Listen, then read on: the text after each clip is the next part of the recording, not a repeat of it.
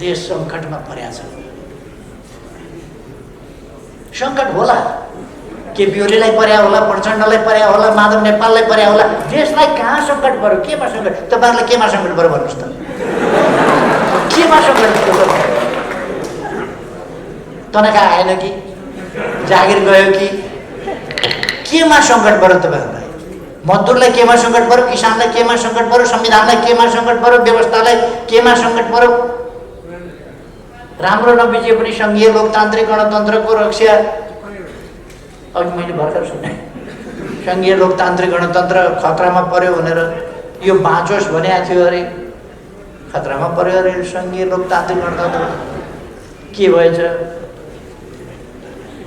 केही बिमारी त सङ्घीय लोकतान्त्रिक गणतन्त्रलाई म देख्दिनँ। के यो देश प्रचण्ड भन्ने मान्छेको स्वार्थका पछाडि सधी जानुपर्ने हो? अनि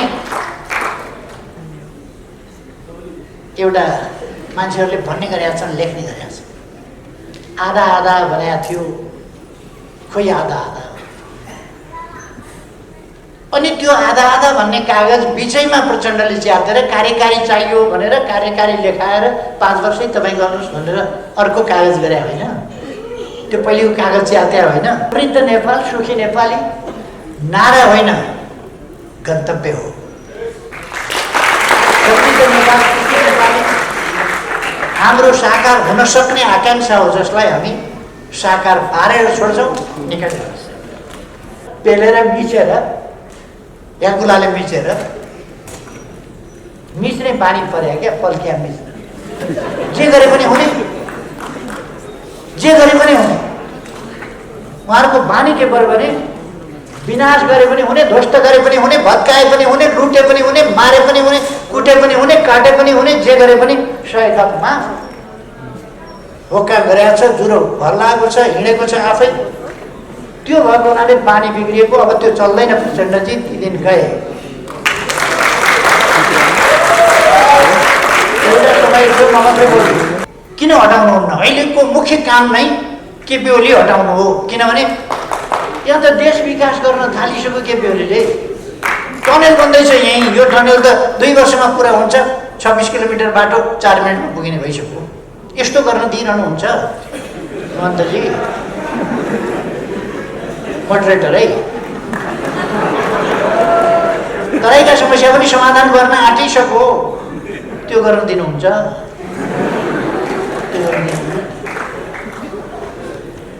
विप्लवका समस्या समाधान गरो, सिके राउतका समस्या समाधान गरो।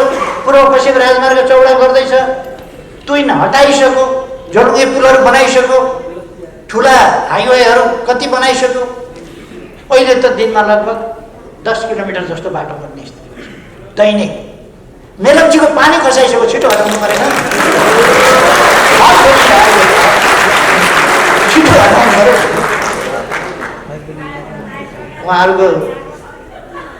उहाँहरूको त्यही पोलिटिक्स होइन। देशप्रति अलिकति इमान्दार हुन सिक्नु पर्यो। सामाजिक सुरक्षा भत्ता साउन 1 गतेबाट लागू हुने गरी बढाइनेछ। अब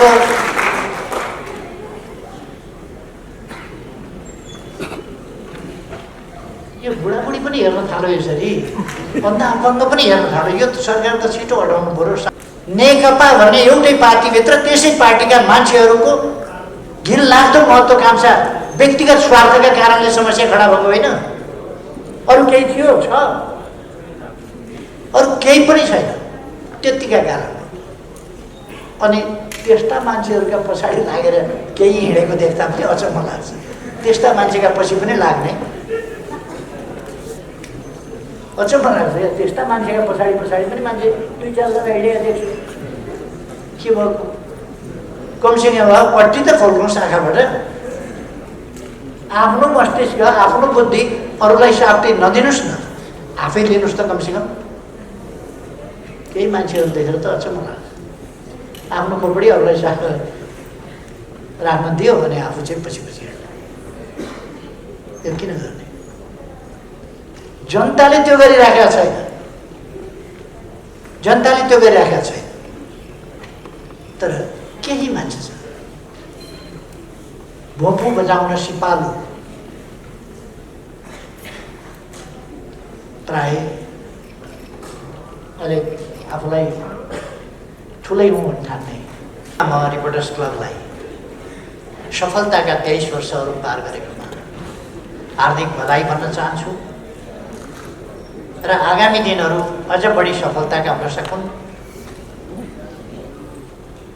अझ बढी जनताको स्नेह सम्मान विश्वास रिपोर्टर्स क्लबले आर्जन गर्न सकोस्। म हार्दिक शुभकामना भन्न चाहन्छु। धेरै धेरै शुभकामना छ रिपोर्टर्स क्लबलाई।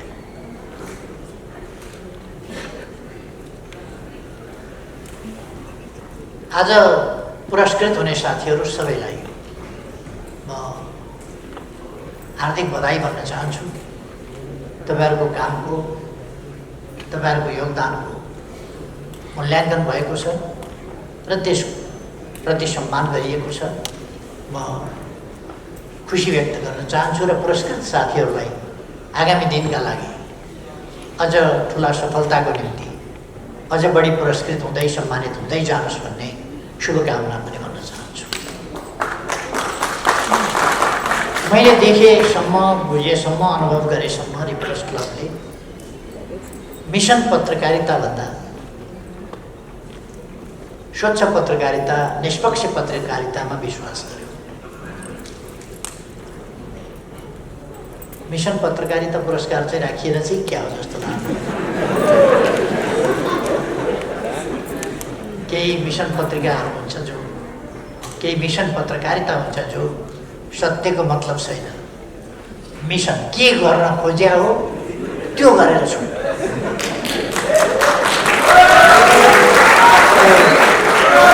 सत्यको अर्थ छैन, कर्तव्यको मतलब छैन।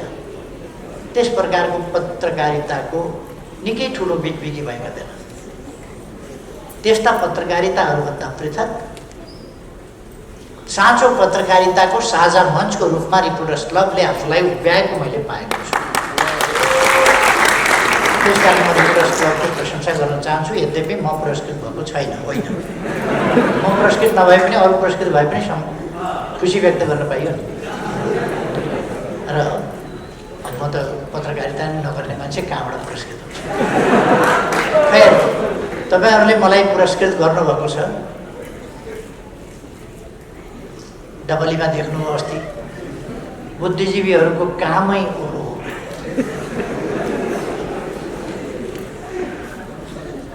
त्यहाँ मोडरेटरको काम देख्नुभयो होला तपाईहरुले, बुद्धिजीवी मोडरेटर।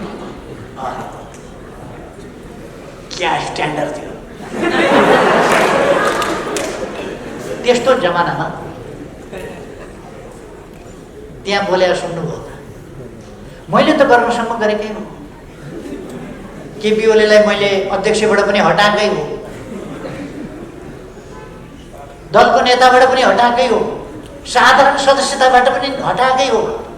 म एकताको निम्ति गर्नसम्म मैले योगदान गरेकै हो, प्रयास गरेकै हो। केपी ओलीले बर्बाद मेरो योगदान तपाईहरुले बुझ्नु भएकै होला। मैले त केपी ओलीलाई त सदस्यपद पनि हटाएको हो नि एकताका लागि, वामपन्थी एकताका लागि मैले त हटाएकै हो। अब यो भाषण कता तालमेल त्यो अलिकति मैले मेलो नपाएको नि।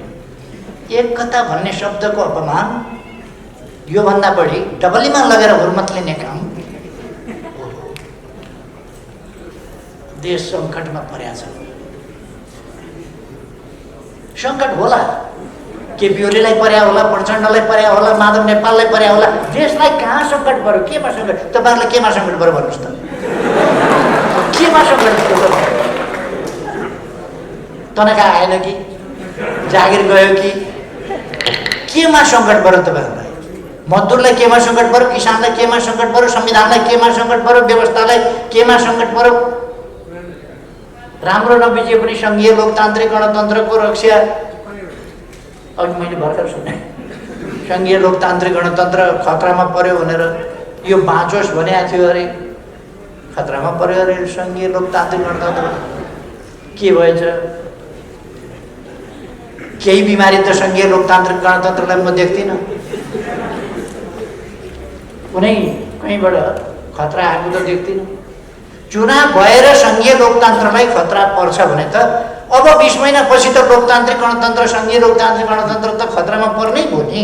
चुनाव गर्दा खतरामा पर्छ। यो कुरा अलिकति तालसुरका कुरा गर्नु मान्छन्। तालसुरका अदालतले मैले गरेको सिफारिस, विघटनको सिफारिस रद्द गर्यो। राजनीति बुझेर गर्यो कि राजनीति हेरेर गर्यो कि संविधान हेरेर गर्यो कि संविधानको व्याख्या गरेर गर्यो कि? व्याख्या त गर्ने पाइँदैन भन्थ्यो, संविधानले लेखे अनुसार गर्नु भन्थ्यो। खै 11 फागुनमा मेरो सिफारिस बदल गरेर विघटित प्रतिनिधि सभा पुनर्स्थापना गर्दा म कुनै आवेश उत्तेजनामा पनि आएन, केहीमा पनि आएन। अदालतको आफ्नो बुझाइ हुन्छ, आफ्नो प्रक्रिया हुन्छ, उसले आफ्नो फैसला गर्ने हो। हामीले लोकतन्त्रमा अदालतको फैसलालाई मान्ने हो, त्यसलाई कार्यान्वयन गर्ने हो, मान्ने हो, त्यसलाई कार्यान्वयन गर्ने। अनि त्यस बेला दङ्ग परेर फुरफुर भएर अदालतकी जय जय गान गरेर अबीर जात्रा। अब के खाइयो त्यो नाम फेरि फागुन 23 गते 12 दिनपछि अर्को फैसला आयो। 12 दिनपछि अर्को फैसला आउँदा अब अदालत कामै नलाग्ने भयो। फेरि कामै नलाग्ने भयो। अर्को पार्टीको नाउँमा दर्ता गरिएछ। मेरै पार्टी अर्काको पार्टीको नाममा दर्ता भएछ। नाम सर्कै मिल्यो। अब नाम सर्कै मिलेपछि अर्काले मुद्दा हाल्यो।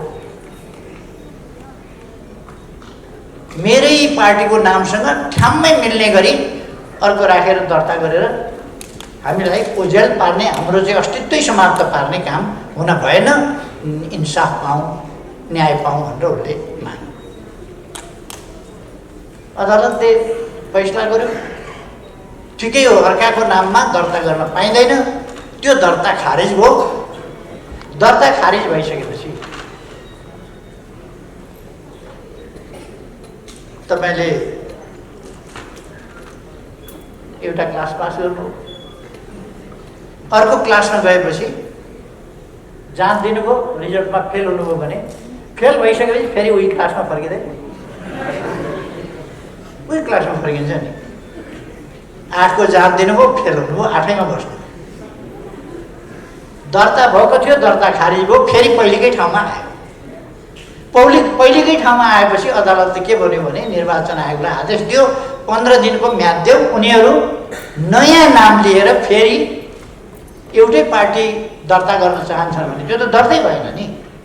दर्ता नभएपछि, दर्ता खारिज भएपछि पहिलेकै ठाउँमा गए। एकता गर्नै खोजेको हो भने नयाँ नाम लिएर आऊ। मैले प्रचण्डजीलाई फोन गरेँ, पार्टी अलग अलग भयो अदालतको फैसलाबाट। हामी कुरा गरौँ। निर्वाचन आयोगले अदालतको आदेश बमोजिम हामीलाई 15 दिनको म्याद दिएको छ। अरू पार्टीसँग नजुन्ने गरी नयाँ नाम लिएर दर्ता गर्न आउनु। एउटै पार्टी बनाउने हो भने, नत्र आफ्ना आफ्ना पार्टी चलाउने हो भने त छँदैछ।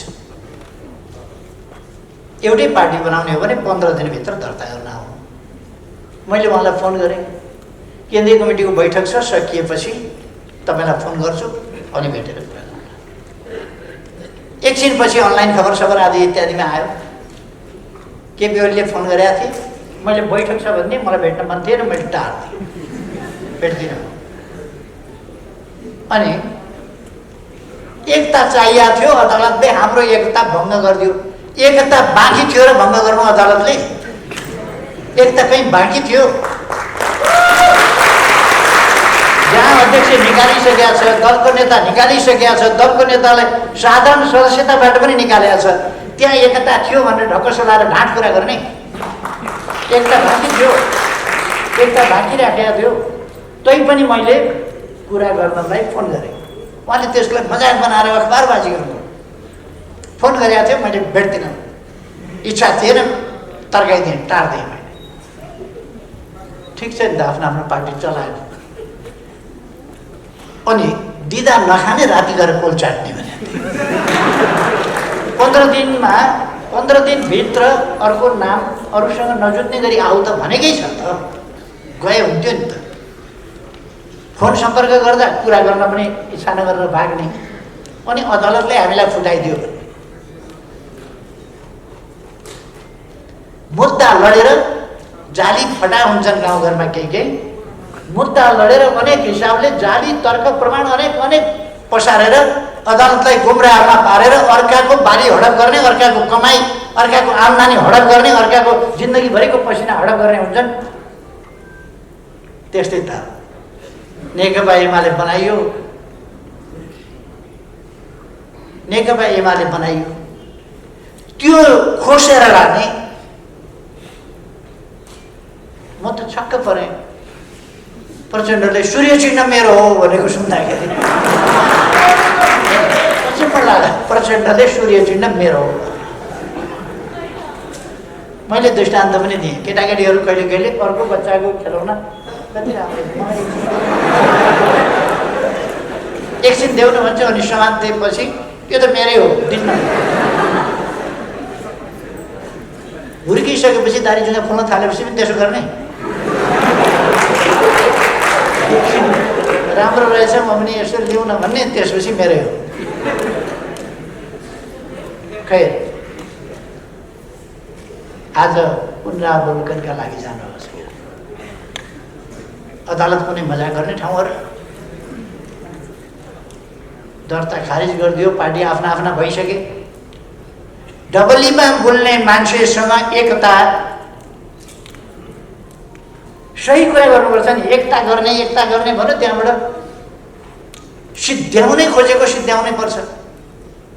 त्यही डबलीमा बोल्ने त्यो हुन्छ नि मेडिएटर, त्यो बुद्धिजीवीहरूको भूमिका,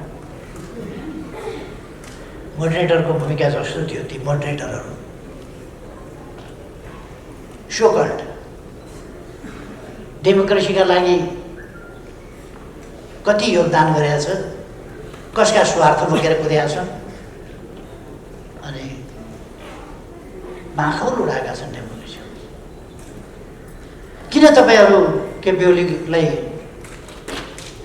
किन हटाउनुहुन्न? अहिलेको मुख्य काम नै केपी ओली हटाउनु हो। किनभने यहाँ त देश विकास गर्न थालिसक्यो केपी ओलीले।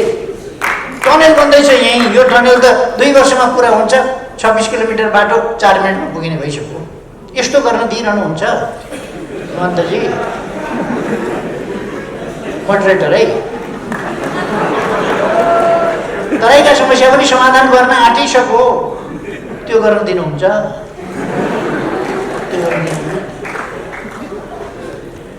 विप्लवका समस्या समाधान गरो, सिके राउतका समस्या समाधान गरो। पूर्व पश्चिम राजमार्ग चौडा गर्दैछ, तुइन हटाइसक्यो, झोलुङ्गे पुलहरू बनाइसक्यो, ठुला हाइवेहरू कति बनाइसक्यो। अहिले त दिनमा लगभग 10 किलोमिटर जस्तो बाटो बन्ने स्थिति छ। दैनिक मेलम्चीको पानी खसाइसक्यो, छिटो हटाउनु परेन? छिटो हटाउनु पऱ्यो।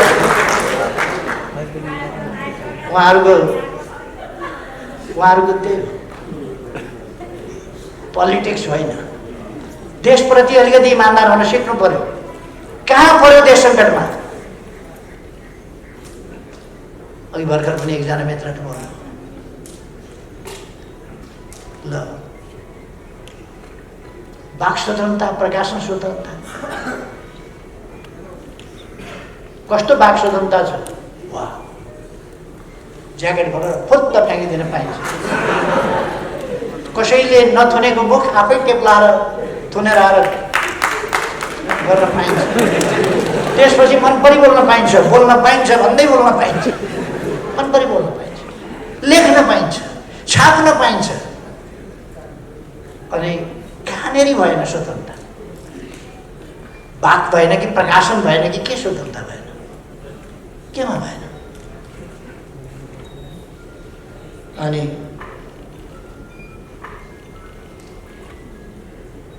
सङ्घीयतामा समस्या के पर्यो?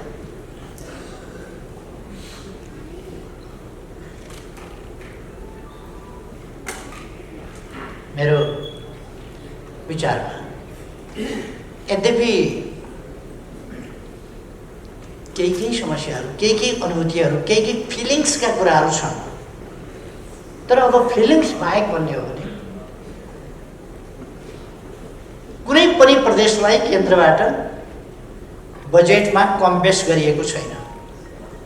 बजेटमा कम बेस गरिएको छैन, बरु जहाँनेरि पछाडि परेको छ त्यहाँका लागि प्रोजेक्ट तयार गरिएको छ।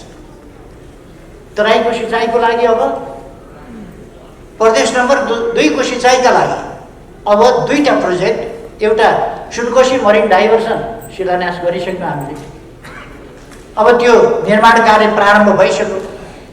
अब सुनकोशी कमला डाइभर्सन सुरु गर्छौँ र त्यसो गर्दाखेरि अहिलेको आयोजनाले बारा, रौतहट, सर्लाही, महोत्तरी र धनुषालाई सिँचाइ गर्छ। 1,85,000 बिघा सिँचाइ गर्छ र अर्को सुनकोशी कमला डाइभर्सनले 1,70,000 बिघा जमिन सिँचाइ गर्छ, जुन कुरो हामी अब निकट भविष्यमा गर्दैछौँ। अनि कुनै प्रदेशप्रति भेदभाव होइन। हुलाकी राजमार्ग, सिमानामा बाँधिएका बाँध वा बाटाका नाममा बनाइएका हल्का संरचनाहरूले डुबान जुन गर्थ्यो त्यसलाई खोल्ने प्रबन्ध। अघिल्ला सरकारहरूले त बाँध बाँधेको त ठुलो हेरेका थिए नि त, अहिले त बाँध खोल्ने काम गरिरहेको छ। गत वर्षको त्यस्तो डुबानमा पनि तराईमा त्यति डुबान भएन, किनभने धेरै ठाउँमा हामीले खोल्ने प्रबन्ध गर्यौँ भारत सरकारसँग कुरा गरेर। ती खोल्ने कामहरू भएका छन्। र हुलाकी राजमार्ग, त्यो हुलाकी राजमार्ग हामी जन्मिनभन्दा अगाडिको राजमार्ग बाटो हो। त्यसलाई राजमार्गको रूपमा विकास गर्ने भनेर कुरा चलेको धेरै भएको थियो। अघिल्लोपल्ट प्रधानमन्त्री महुँदा 10 अरब रकम छुट्याएर बनाउन सुरु गरेको आफैले, अरूको भर नपर्ने आफै बनाउने भनेर अहिले लगभग 95% सिद्धियो भनेर आज मात्रै हो, गएर मैले अखबारमा पढेको थिएँ। लगभग 95% सिद्धियो काम भनेर। केही आरक्षणका क्षेत्रहरू, केही यस्ता क्षेत्रहरूमा जहाँ कानुनी प्रावधानहरूको व्यवधान थियो त्यसलाई हटाउनु पर्ने छ। हामीले थुप्रो विकासका कामहरू गरेका छौँ। एकजना बुद्धिजीवीजीले एउटा आर्टिकल लेख्नुभएको रहेछ। त्यो आर्टिकल के लेख्नुभएको रहेछ भने फागुन 3 गते केपी ओलीले अब के गर्छु भनेन, विगत 3 वर्षमा के गरे भनेर इतिहास सुनाएर बसे, पछाडिका कुरा बितेका कुरा गरेर बसे, अब के गर्छु भनेन। मैले अब के गर्छु भन्ने कुरा थुप्रै गरेको छु। एकछिनसम्म जागर चलेछ, सुन्नुभएछ, एकछिनपछिदेखि दिक्क लागेछ, टिभी बन्द गरेर सुत्नु भएछ साथी। अनि सुन्नु भएन, त्यसपछि पछि के गर्छु भन्ने कुरा त कुरै छैन भनेर भन्दैन। त्यस्तो होइन। म हाम्रो दाजुभाइ दिदीबहिनीहरूलाई के आग्रह गर्न चाहन्छु भने आज नेपालमा प्रेस स्वतन्त्रता छ, मिडियाको स्वतन्त्रता छ, वाद प्रकाशन स्वतन्त्रता छ। सभ्यता कति, मर्यादा कति, सभ्य समाज कसरी बनाउने हामी हरेकको कर्तव्य हो त्यो लगाउने। त्यो कसरी हामीले त्यसको पालना गर्ने हामी हरेकको कर्तव्य हो। हामी हरेक सचेत नागरिक, अनपढ गाउँको, पछाडि परेको, दुर्गम ठाउँको, कसैले पढ्न नजानेको, लेख्न नजानेको वा सभ्यता नदेखेको मान्छे मिडियामा काम गरिरहेको छैन, नेता भइरहेको छैन। त्यो त टाठोबाटै गएर मिडियामा होला, टाठोबाटै गएर नेता भएको होला। र राजनीतिक कार्यकर्ता होला, त्यस्ता टाठाबाठाहरूले आफ्नो सामाजिक मर्यादा सभ्यता जस्ता कुराहरू कायम राख्ने कर्तव्य हुन्छ। हाम्रो गौरवपूर्ण सभ्यताको परम्परा, शिष्टताको परम्परा, मर्यादाको परम्परा, हाम्रो त पितृदेव भव गुरुदेव भव आदि, हामी आफूभन्दा ठुलाहरूलाई सम्मान गर्ने, सानाहरूलाई स्नेह गर्ने, त्यो हाम्रो सभ्यता हो। त्यसमा कति हामी अरूका नकल गर्दैछौँ, कति नकलभन्दा बढी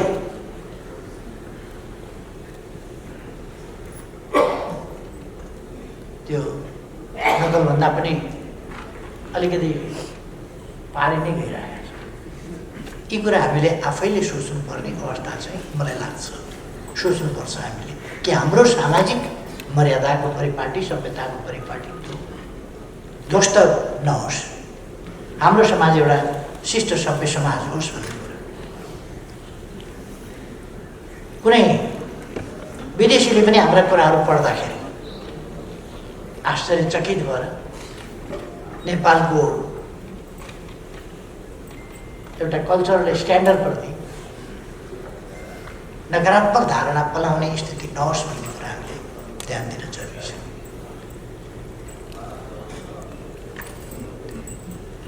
नेपालको सञ्चार जगतको क्षेत्रमा आज पनि सञ्चार क्षेत्रसँग सम्बन्धित एउटा कार्यक्रम छ। यसमा म भन्न चाहन्छु, सरकार पूर्ण रूपमा स्वतन्त्रताका हकहरू, प्रेस स्वतन्त्रता, वाक स्वतन्त्रता लगायतका स्वतन्त्रता, सञ्चार क्षेत्रका तमाम स्वतन्त्रता लगायत अन्य स्वतन्त्रताहरूको पक्षमा दृढताका साथ खडा छ। सरकार कति मर्यादित व्यवहार भएको छ, कति सभ्य व्यवहार भएको छ, त्यो तपाईँ हामीले एकछिन आनन्द मान्ने कि नमान्ने कुरा होइन। यसको असर दूरगामी रूपमा हुन्छ हाम्रो समाजका लागि। हामी महिलाहरूलाई कतिको सम्मानजनक ढङ्गले व्यवहार गर्छौँ, हेर्छौँ, हाम्रो दृष्टिकोण के छ? अथवा अरू हिसाबले कहीँ पनि एउटा सामान्य सामाजिक शिष्टताका कुरा, ती कुराहरूलाई हामीले हेर्नुपर्छ र अरूको हकमा, अरूको अधिकारको अरूको सुरक्षा, अरूको मर्यादाको सुरक्षामा आँच नपुगोस् भन्ने कुरा, भ्रमपूर्ण कुरा छपाइदियो,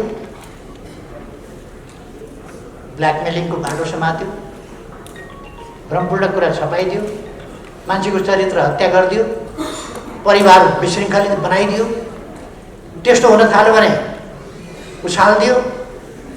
त्यस प्रकारको शैली हाम्रो शैली होइन। त्यसबाट हामीले स्वतन्त्रताको उपभोग गर्दा सही ढङ्गले उपभोग गर्नुपर्छ, नत्र भने त्यसको दुरुपयोग हुने खतरा छ। अब त हामीले सिक्नुपर्छ, यति उछलकुद भइसकेपछि अब त हामीले सिक्नुपर्छ भन्ने मलाई लाग्छ। सरकार यसमा स्वतन्त्रतामा कुनै बन्देज लगाउने या कुनै नियन्त्रण गर्ने अथवा कुनै अङ्कुश लगाउने वा कुनै हिसाबले न्यून गर्ने पक्षमा छँदै छैन र हुँदैन। सरकारको तर्फबाट सञ्चार क्षेत्रलाई पुर्याउनु पर्ने सहयोग, त्यसलाई गर्नुपर्ने अरू, त्यसलाई फस्टाउनका लागि गर्नुपर्ने सहयोग, त्यस सन्दर्भमा गच्छले भ्याएसम्म सरकार त्यो गर्न तयार छ। त्यसकारण साथीहरू यसमा दुःख गर्नुभयो हुन्छ भन्ने म आग्रह गर्न चाहन्छु।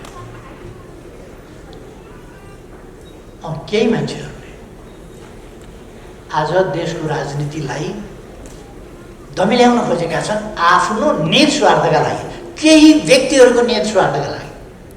के यो देश प्रचण्ड भन्ने मान्छेको स्वार्थका पछाडि सधी जानुपर्ने हो? अनि एउटा मान्छेहरूले भन्ने गरेका छन्, लेख्ने गरेका छन्, आधा आधा भनेको थियो, खोइ आधा आधा। अनि त्यो आधा आधा भन्ने कागज बिचैमा प्रचण्डले च्यातेर कार्यकारी चाहियो भनेर कार्यकारी लेखाएर 5 वर्षै तपाईँ गर्नुहोस् भनेर अर्को कागज गरे होइन। त्यो पहिलेको कागज च्यात्या होइन एउटा। दोस्रो, उहाँले आधा आधा गर्ने भनेपछि त्यसमा के थियो भने आधा गरिदिहाल उहाँले सहयोग गर्नुपर्थ्यो। आधा भनेको 60-40 को कुरा हो। हाम्रो बाँड्ने चलन त्यसै गरी थियो। ल छोडिदियो, अढाई वर्ष गरौँ।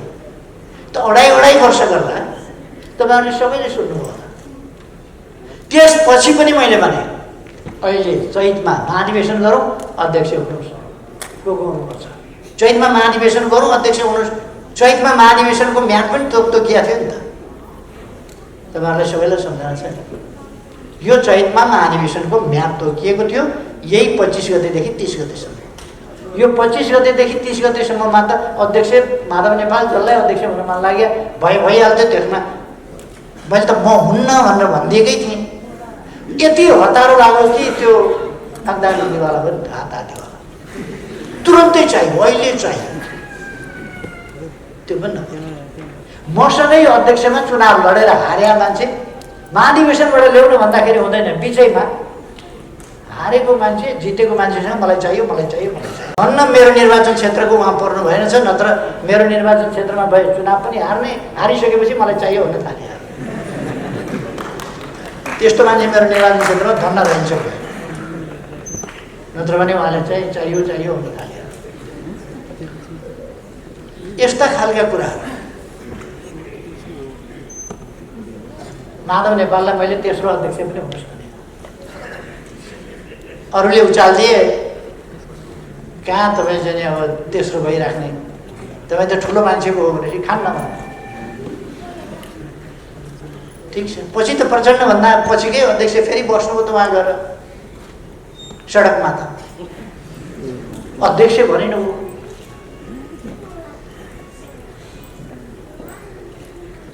म सानो हुनुभन्दा अगाडि बडो चल्थ्यो। म सानो हुनुभन्दा अलिक अगाडि केटाकेटीहरू बिहे गरी खेल्थे। दुला हुन्थ्यो, दुलै हुन्थ्यो, कोही बाजा बजाउने, कोही भोज लगाउने, यस्तो बिहे गरी खेल्ने भन्ने एउटा खेल हुन्थ्यो। अहिले मेरो पालोमा अलिक भएन। मभन्दा अलिक अगाडिसम्म चाहिँ यो खेल बडा चल्थ्यो हाम्रो समाजमा। केटाकेटीहरू खेल्थे, बिहे गरी खेल्थे। दुला हुन्थ्यो, दुलै हुन्थ्यो। खेल सिद्धिएपछि सिद्धियो। त्यहाँ त प्रधानमन्त्री पनि भइहाले, अध्यक्ष पनि भइहाले, के भए। 10 जनालाई पार्टीबाट निकाले, सडकबाटै पार्टीबाट 10 जनालाई निकाले, उपनेता पनि निकाले, अनेक निकाले, महासचिवलाई पनि निकालिदिए, अर्कोलाई पनि निकाल्यो। हो सडकबाटै, सडकको राज।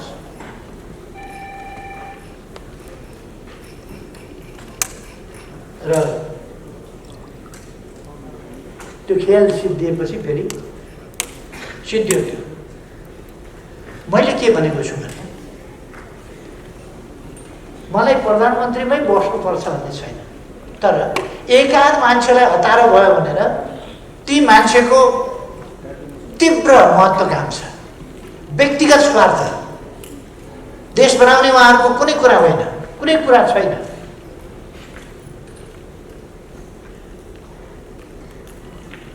आफ्नो पदको स्वार्थ, त्यसका लागि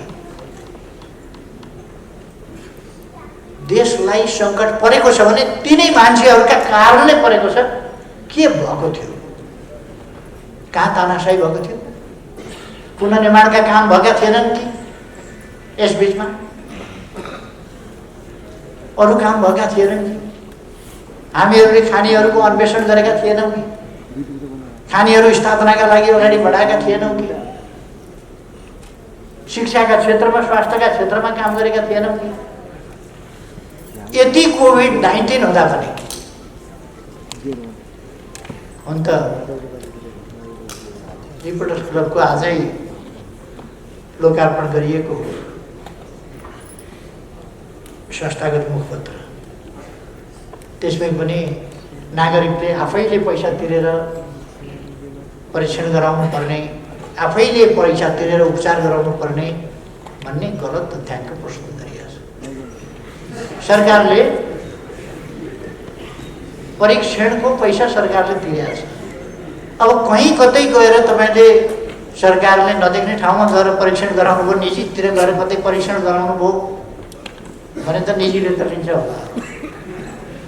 तर सरकारले निःशुल्क पिसिआर टेस्टको व्यवस्था गरेको छ।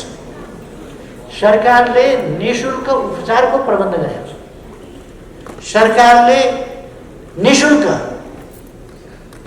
धेरै देशहरूमा, हामीभन्दा धेरै विकसित देशहरूमा खोप छैन, हाम्रो देशमा खोप पनि ल्याएको छ र लगाइ पनि 20औं लाखलाई लगाइसकेको छ। हिजो मात्रै पनि हामीले 8 लाख डोज खोप फेरि दियौँ, चाइनाबाट अनुदान स्वरूप प्राप्त खोप।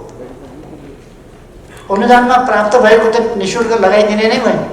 त्यो मात्रै होइन, किनेर भए पनि जसरी भए पनि सम्पूर्ण जनतालाई निःशुल्क खोप सरकारले उपलब्ध गराउँछ भनेर हामीले डिक्लेयर गरेका छौँ। सरकार बनाउने बित्तिकै पहिलो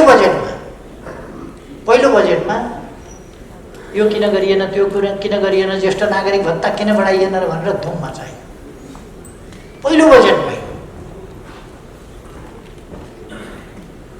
र हामीले गत बजेटमा बढायौँ। सामाजिक सुरक्षाका प्रबन्धहरूको क्षेत्रमा थुप्रो काम हामीले गर्यौँ। योगदानका आधारमा सामाजिक सुरक्षा जस्ता कुराहरू गर्यौँ। त्यसर्थ अरू पनि सामाजिक सुरक्षाका कामहरू हामी गर्दै जान्छौँ। अब पनि साउन 1 गतेबाट सामाजिक सुरक्षा भत्ता अलिक बढ्छ नै, लागु हुने गरी साउन 1 गतेबाट लागु हुने गरी बढ्छ। फेरि कसैलाई आपत्ति लाग्छ भने फेरि मैले भनिदिन्छु, आपत्ति लाग्छ भने सामाजिक सुरक्षा भत्ता साउन 1 गतेबाट लागु हुने गरी बढाइनेछ। अब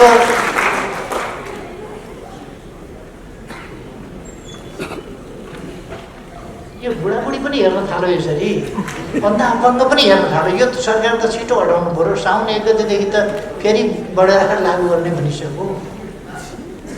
अब मान्छेहरूलाई यो छटपट्टि भरेबाट अर्को सुरु हुन्छ, निद्रा लाग्दैन। हामीले उत्तर दक्षिण रेलको कुरा गऱ्यौँ, हामीले के अरे काठमाडौँ रेल, काठमाडौँ रक्सौल रेलको कुरा गऱ्यौँ। पूर्व पश्चिम रेल अब छिटै शिलान्यास गर्दैछौँ, पूर्वबाट छिटै शिलान्यास गर्दैछौँ। अहिले कतिपय ठाउँमा बाटोहरू बनिरहेका छन्, राइट अफ वे स्पष्ट गरिएको छ, त्यहाँ क्षतिपूर्ति दिने अधिग्रहण गर्ने कामहरू भइरहेका छन्। रेल ल्याएर धेरै वर्षपछि रेल ल्याएर रेल किनेर आफ्नै रेल अब छिटै नै सञ्चालन गरिँदैछ। आफ्नै रेल बर्दिवाससम्म अब रेल छिटै सञ्चालनको शिलान्यास गरिन्छ। रेल किनेर ल्याएको तपाईँहरूले अस्ति नै हेरिसक्नुभएको छ, रेल किनेर ल्याइसकेको छ, सञ्चालनको काम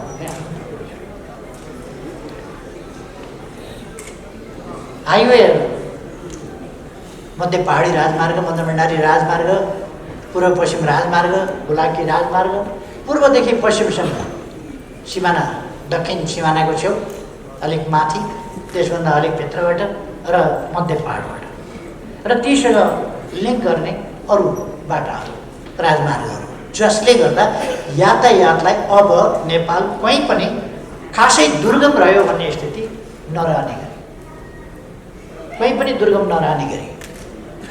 हुम्लामा केही किलोमिटर खोल्न बाँकी छ ट्र्याक, त्यसबाहेक हुम्लाको सदरमुकाम सिमिकोट पनि पुगेपछि देशका सबै सदरमुकामहरू जोडिए। अब हामीले हाइवेहरूबाट पालिकाका सदरमुकामहरू पनि जोड्ने, पक्की सडकले जोड्ने अभियान सञ्चालन गरेका छौँ।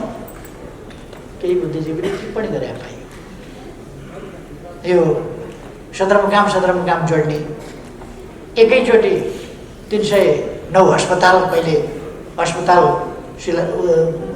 शिलान्यास गरेका छ, कहिले कति 210वटा बाटो एकैचोटि शिलान्यास गरेका छ। यो त अचम्म हुन लाग्यो। करिब 5000 जसो विद्यालयलाई अब छिटै नै हामी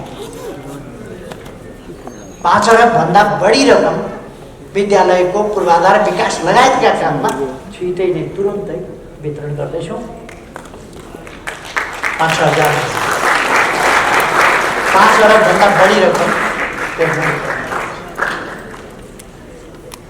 शिक्षाका क्षेत्र होस् कि स्वास्थ्यका क्षेत्र होस् कि सबै क्षेत्रहरूमा देश अगाडि बढेको छ र बढाइनेछ। समृद्ध नेपाल सुखी नेपाली नारा होइन, गन्तव्य हो।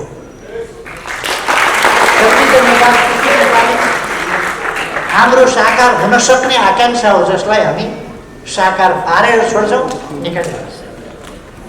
र नेपाली जनताका सपनाहरूलाई छरपष्ट पार्ने र यस देशमा अस्थिरता कायम गर्ने, यस देशलाई सुदृढ एकतामा राष्ट्रिय एकतामा जान नदिने त्यस प्रकारका क्रियाकलापहरू सक्रिय छ।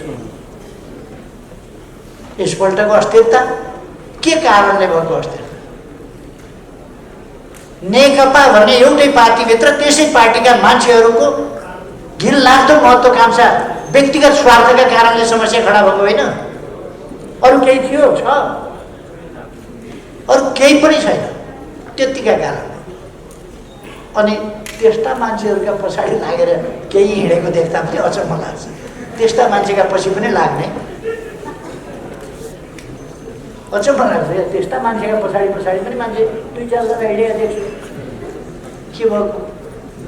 कमसिङ भयो पट्टी त खोल्नु शाखाबाट। आफ्नो मस्तिष्क, आफ्नो बुद्धि अरूलाई साप्टी नदिनुहोस् न, आफै लिनुहोस् त कमसेकम। केही मान्छेहरू देखेर त अचम्म लाग्छ। आफ्नो खोपडी अरूलाई साथ राख्न दियो भने आफू चाहिँ पछि हिँड्ने। त्यो किन गर्ने? जनताले त्यो गरिराखेका छैन। जनताले त्यो गरिराखेका छैन। तर केही मान्छे छ भोपु बजाउन सिपालु, प्राय अलिक आफूलाई ठुलै हुँ भन्ने ठान्ने त्यस्ता मान्छेहरू नै त्यसमा लागेको देखिन्छ। खैर, हामी नेपाली जनता सचेत भएका छौँ भन्ने मलाई लाग्छ। त्यसकारण नक्कली कुरा गरेर पार्टी किन फुटाइदिएको हो भन्नु? निर्वाचन आयोगमा गएर पार्टी एउटै बनाएर थपक्क दर्ता गर्न कसले रोकेको छ? कसरी रोकेको छ? अनि अदालतमा एउटै पार्टी गरी पाऊ गर न, एउटा पार्टी गर, एउटा पार्टी। अदालतले गरिदिने हो एउटा पार्टी? यो पार्टी मिलाइदिने काम अदालतको हो। म पनि महन्तजीको पार्टी मिलाइ पाऊँ भनेर निवेदन राख्छु।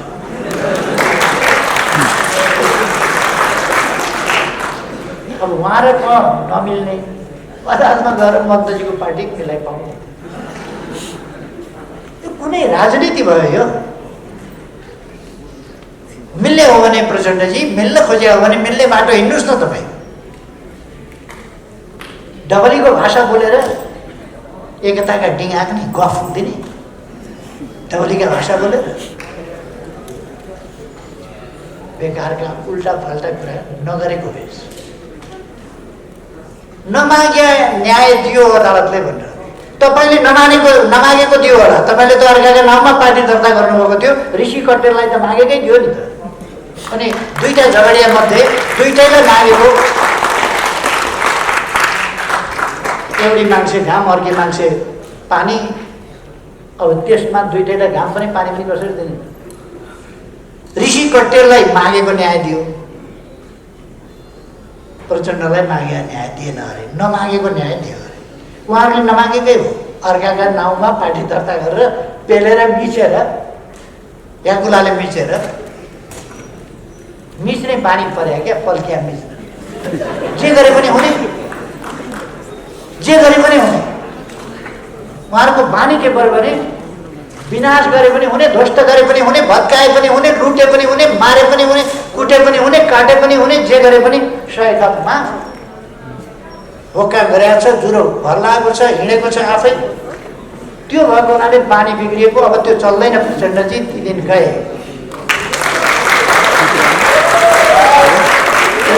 थियो, म मात्रै बोल्छु। मान्छेहरू तपाईँका हतियार, तपाईँका लडाकुसँग डराउने समय थियो। म डराउँदै थिएँ, त्यस बेला पनि बोल्थेँ। गलत गर्दै हुनुहुन्छ तपाईँहरू भनेर लल्कार्थेँ त्यस बेला। आज त तपाईँका सोकल्ड सेना पनि छैन, तपाईँसँग हतियार पनि छैन।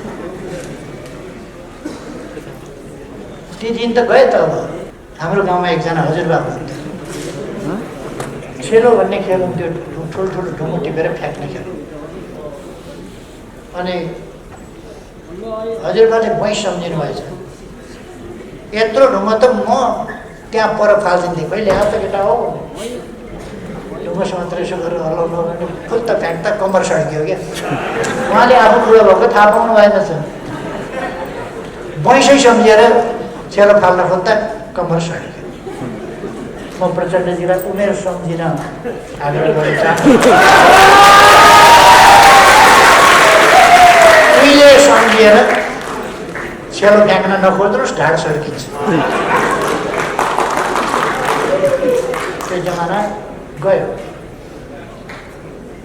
समय चाहिँ फेरि यस्तो चिज हो नि, फर्केर आउँदै आउँदैन समय, कहिल्यै फर्केर। त्यो त अगाडि नै जान्छ, बगिरहन्छ, खोलाको पानी जस्तै बग्दै जान्छ। रिपोर्टर्स क्लब आगामी दिनमा अझ फलोस्, यसले उन्नति प्रगति गर्दै जाओस्, धेरैको मन जित्दै जाओस्, धेरैको स्नेह जित्दै जाओस्, धेरैको सहयोग प्राप्त गर्दै जाओस्, धेरै ठुलो सेवा देश र जनताका निम्ति गर्दै जाओस्। धन्यवाद। समाजको आवाज.com